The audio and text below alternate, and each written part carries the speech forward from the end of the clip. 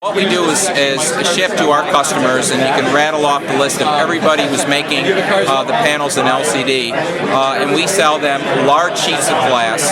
And there's been various generations of manufacturing. Each generation has gotten larger and larger and larger. Right now, the state of the art is something called Gen 8. Gen 8 is over 2 meters square, and this is very thin glass. It's less than a millimeter thick. So this goes to the customer's process. And what we deliver is a glass that's got a very high surface quality, so the customers will get good yield. It's very flat, so they can use it for advanced wide viewing angle technologies, and also is very stable, which is associated with being able to make different types of displays from the same line. For example, one piece of glass might be used one day for a 24-inch wide desktop monitor, and the next day might be for 32-inch or 42-inch TVs. So what the customers do is they take this glass and they start applying thin films on top of it and start using a subtractive process called photolithography to build up a three-dimensional structure of a thin film transistor. They take a matching piece of glass which has the color filter dots on it, so that creates the color, and encapsulates a thin layer of liquid crystal, and now that forms what's called a liquid crystal cell.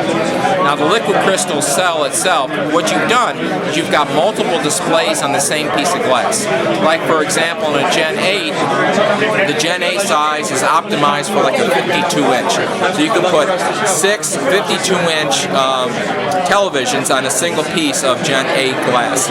And so it goes through that entire process as multiple patterns on the same piece of glass, and then at the very end they cut it up and builds that into an LCD TV.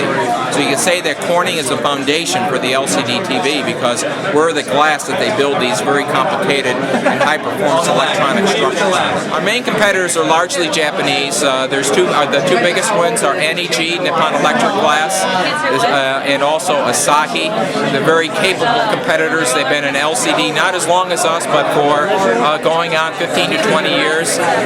We don't see any new entrants into the markets just because this glass has diverged so strongly from conventional glass technology. It's very difficult for somebody, even in high technology glass areas, to be capable of the performance for this thin, large, flat glass for LCD, as well as a cost in a very competitive marketplace. Thank you so much. Corning has been working in the OLED area for years, but I do want to introduce a little bit of some sober reflections on OLEDs. OLEDs has a very strong value proposition in the portable area. It makes a very vivid display in a portable size for handheld devices like PDAs and personal media devices. However, it's got some scalability issues. Now it is possible to make a 30-inch TV, even a 40-inch TV. In previous consumer electronics shows, 40 inches have been found, but these are really heroic efforts. Right now, it is not practical in the TV space for OLEDs to compete very strongly, but it's going to build a wonderful business for a variety of portable devices that are high performance. And so what Corning's doing is, as well as introducing a new glass, which is called Jade, which is primarily oriented towards polysilicon. Polysilicon is a high-performance semiconductor material. It's one of the first layers that's applied to the glass when you're building an LCD, and you need polysilicon in order to make OLEDs today. So we're providing a substrate that's been optimized for the OLED application, as well as polysilicon LCD. Also, it's not yet introduced, but we're very close to having deals announced with customers of a sealing technology. One of the scalabilities with OLED is it's extraordinarily sensitive to moisture and to oxygen. And what we've done is to create a simple yet robust sealing process that actually encapsulates the OLED material completely in glass, which is going to be very important, not maybe so much for cell phones, but as displays get larger and higher value, is going to be creating much longer life in some of these OLED devices. So Corning really believes in the OLED technology, but also believes that it's going to be limited primarily for the small and intermediate sizes, at least for the next few years. We believe there's very long-term potential in a variety variety of applications for displays that are bistable, which means that once you create an image on them, the image sticks. They work in ambient light. They reflect off of ambient light, and therefore they're going to be extremely energy efficient. And there's certainly some very interesting new technology. Some technologies are going to flexible, using organic semiconductors and different technologies and plastic, but our own feeling this is still a ways away. We'll be limited to some lower performance activities.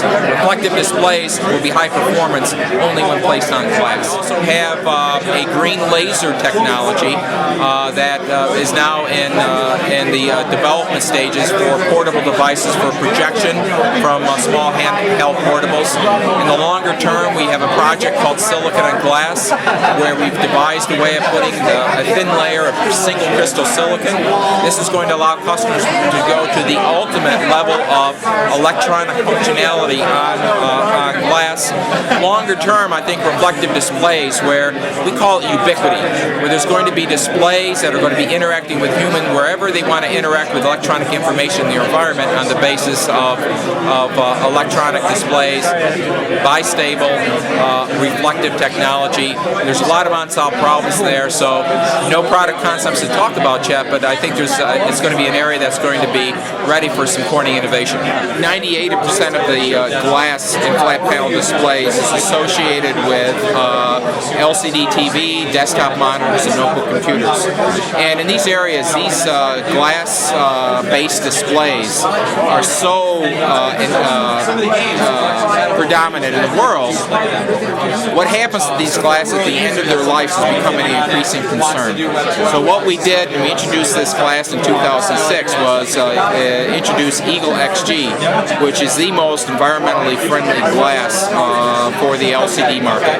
It's a very high technology glass. It's got high temperature capability. It's free of alkali metals that might contaminate the liquid crystal layer.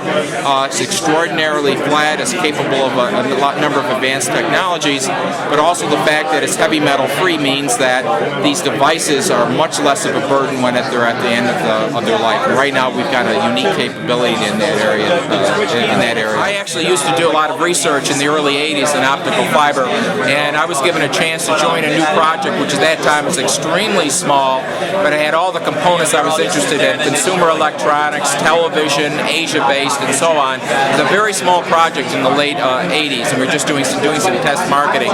And so while during the fiber optic boom, we had people in the laboratory, we had people visiting customers, building relationships with customers, investing very heavily for over 15 years, accruing substantial losses in a business that a lot of people weren't even sure that LCDs are going to make it. But so we call this patient money. We believed in this technology. We also believe that Corning has had long and sustained value in the display space.